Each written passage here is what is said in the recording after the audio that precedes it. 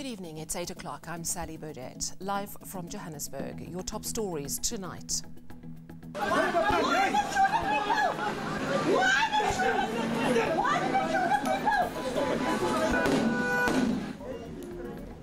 Residents of Bonteheuwel in Cape Town clash with police after protesting against gang violence, unemployment and poverty. New visa regulations announced today include relaxing documentation for minors entering and leaving South Africa. 4 years since those rules were tightened up due to trafficking concerns.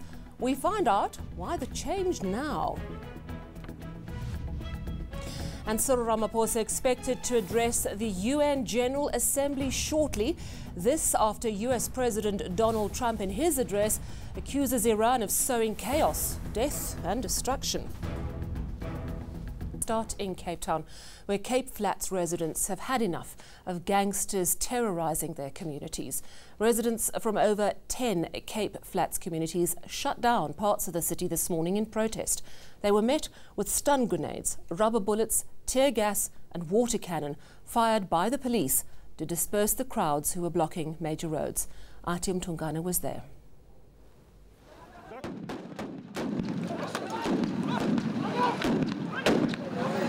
Bonteheuwel, one of the hot spots in the Cape Flats where the shutdown took place on Tuesday morning. Residents are fighting for an end to gangsterism, high unemployment, poverty and crime.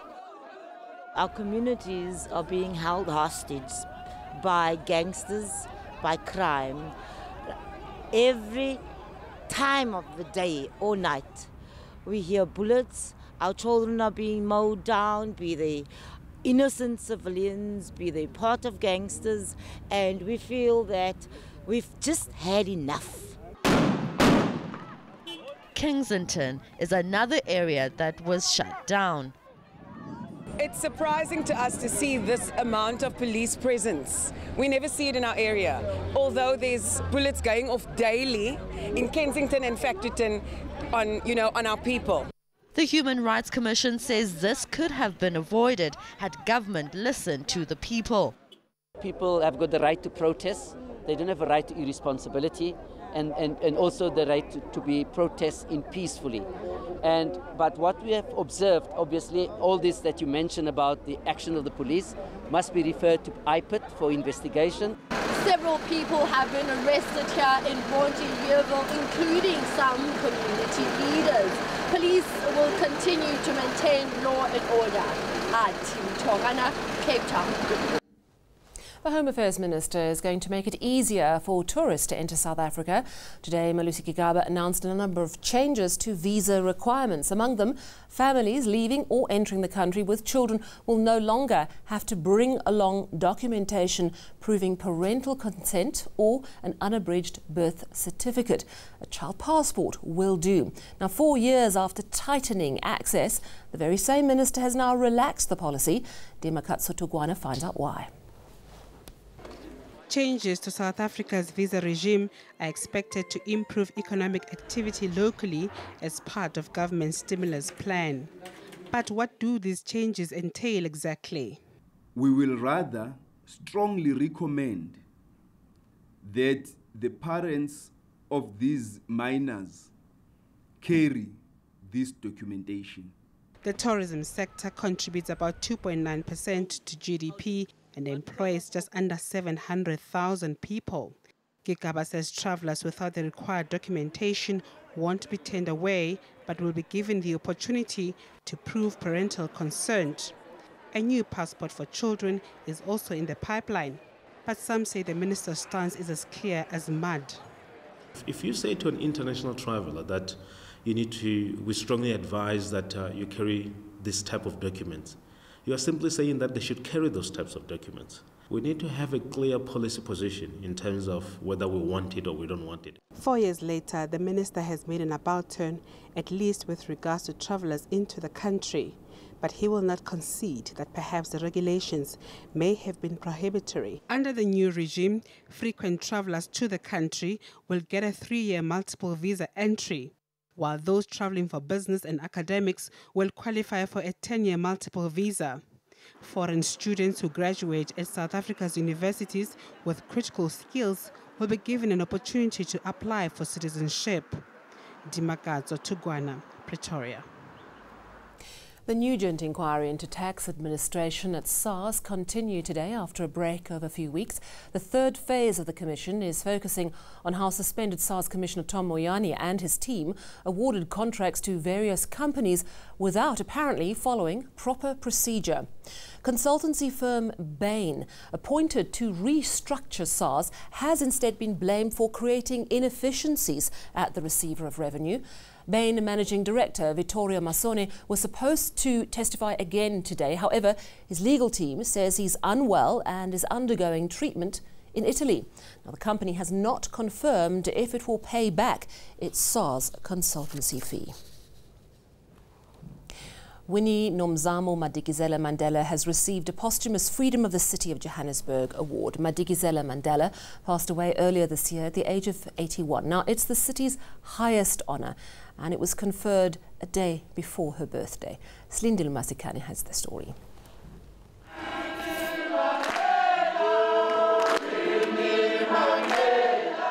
The Freedom of the City of Johannesburg recognizes and rewards the most outstanding service delivery from an individual or group.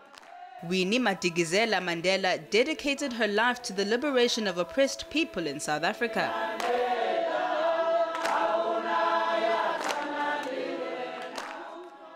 But even after the dawn of democracy, she never abandoned her community in Soweto, living there till the very end.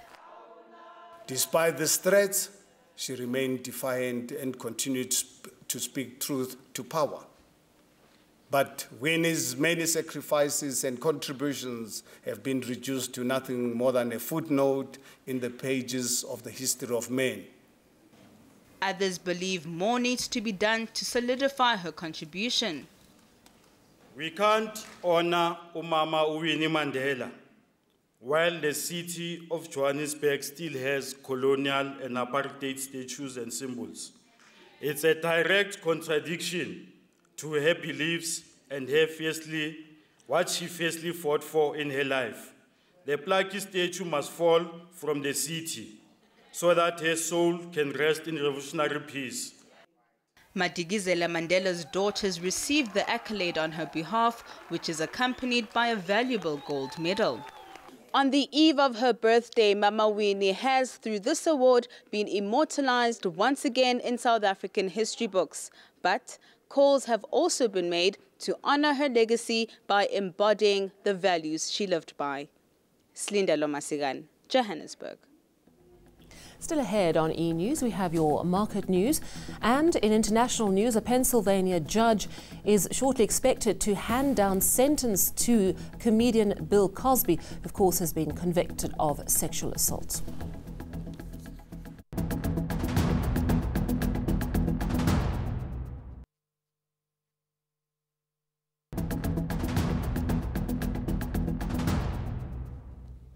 Business now, and more bad news for SAA. National Treasury has signed off almost 24 billion rand impairment for government's investment in the national carrier. Now, this is worse than last year's impairment, which was 13 billion rand. Impairment is an accounting term. It means essentially that the assets of the company are worth less than expected. Treasury says the impairment arose due to the 10 billion rand given to the national carrier last year. It's expected SAA will report net losses for the period 2017 to 2020. Public Enterprises Minister Pravin Gordhan also notified Parliament today that the tabling of the 2017-18 statements for SAA, SA Express and Denel will not be presented at the end of this month as expected. Now, this, of course, is a requirement of the Public Finance Management Act. News from Argentina this evening is that the president of the central bank there, Luis Caputo, has resigned after just 3 months in office. His resignation has raised concerns that the inflation rate in the South American country could rise even further. Argentina's interest rate was recently adjusted upwards to 60%. The International Monetary Fund has loaned the country $50 billion to try and bail it out. But with that, of course, come very strict austerity measures. The president of the Central Bank of Argentina cited personal reasons for his resignation. Well, it's very curious that right now he resigns for personal reasons when President Macri just signed a new agreement with the IMF. It is known that one of the demands on that agreement that President signed was that the monetary policy should change. The monetary policy is the one that the central bank is in charge of. It depends on the price of the currency. The central bank is the one that regulates that. And so it seems that perhaps he didn't want to be told what to do, or I think more possible, he is a guy who was historically very related to the international financial world.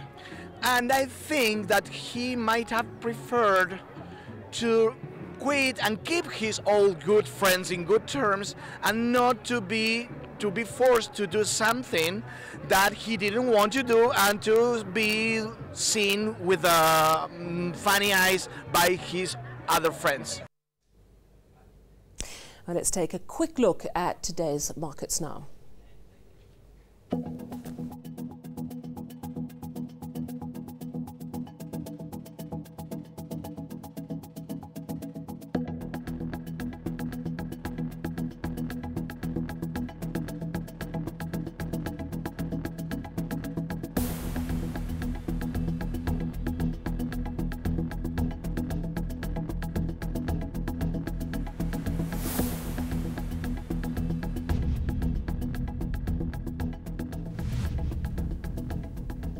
Let's go now to New York, where US President Donald Trump spoke to the General Assembly of the UN today. He says Iran is sowing chaos in the Middle East. This was during his address a little earlier today. Let's take a listen. The corrupt dictatorship in Iran. Iran's leaders sow chaos, death, and destruction. They do not respect their neighbors or borders or the sovereign rights of nations. Instead, Iran's leaders plunder the nation's resources to enrich themselves and to spread mayhem across the Middle East and far beyond. The Iranian people are rightly outraged that their leaders have embezzled billions of dollars from Iran's treasury, seized valuable portions of the economy, and looted the people's religious endowments, all to line their own pockets and send their proxies to wage war. Not good. Well, our president, Cyril Ramaphosa, is due to address the UN General Assembly anytime soon. Let's cross to our reporter in New York, Thulasizwe Simelane. Good evening to you, Thulas. Let's start with Donald Trump's address. Pulling no punches as per usual. How has that address been received? Well, Sally, there were no sound effects like we had last year. There was no talk of rocket men, as we heard last year, in reference to the North Korean leader, Kim Jong-un, who, interestingly, today was referred to by President Trump as Chairman Kim, which is a clear departure from how he viewed him a year ago, following, of course, those interactions that have been happening between the United States and North Korea. But far from that, we had strong words, as you just heard, for Iran. As we speak, Iran is on the floor. The Iranian leader is responding to Trump's speech, well, I suppose, delivering his address to the UN General Assembly, which has contained a bit of a response to what President Trump had said earlier on. There were strong words for Iran, strong words for Venezuela, where President Trump says, you know, socialism has basically destroyed what used to be a very rich country and made it poor,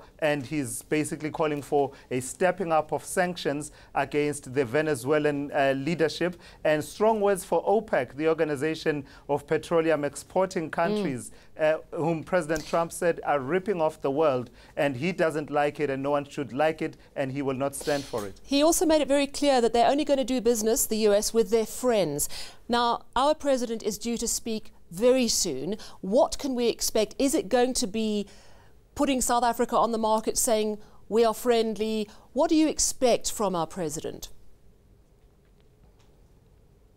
Expect President Cyril Ramaphosa to go in the exact opposite direction from the direction in which President Trump went a bit earlier on. President Trump has been talking about he doesn't believe in the ideology of globalism and what he says is an erosion of independence and sovereignty. He believes in sovereignty and patriotism, and that countries will thrive if they are allowed to be themselves without interference, for instance, on matters such as immigration in various countries. President Ramaphosa has come here preaching a message of multilateralism and basically saying that we need to revert back to those systems of global governance that were agreed to, the charters and the compacts that are reached to regulate various areas. Sure. In an age when the United States has pulled out of the Paris Climate Accord, and it says it will not take part in the migration compact to be concluded in December this year, and has pulled out of a number of treaties, including the UN Human Rights Council. And so these are leaders who are going in two opposite directions. Very much so. Thank you so much, Thulisizwe Simelane in New York, ahead of our president's address to the UN.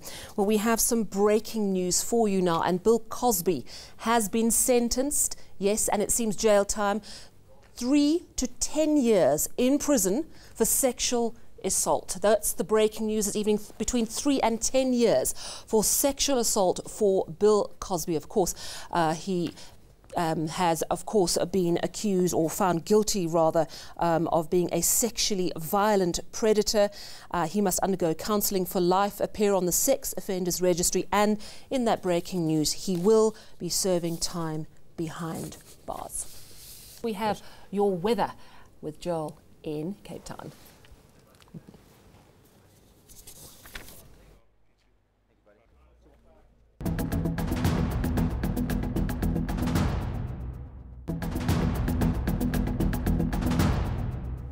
Weather time with Joel. How's it going there, Joel?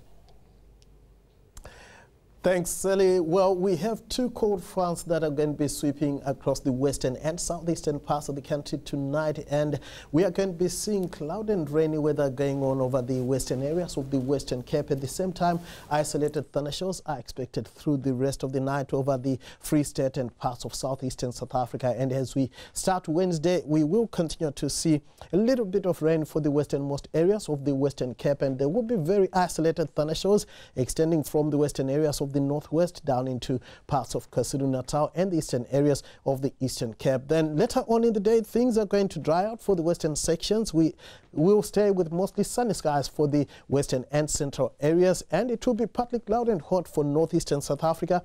Isolated rain and thunderstorms are forecast in parts of KwaZulu-Natal. Then in the evening, quite a bit of cloud will start to creep into the Cape Peninsula. Now, we are going to see sunny and pleasantly warm weather across much of the Northern Cape on Wednesday, with mild temperatures for the western sections.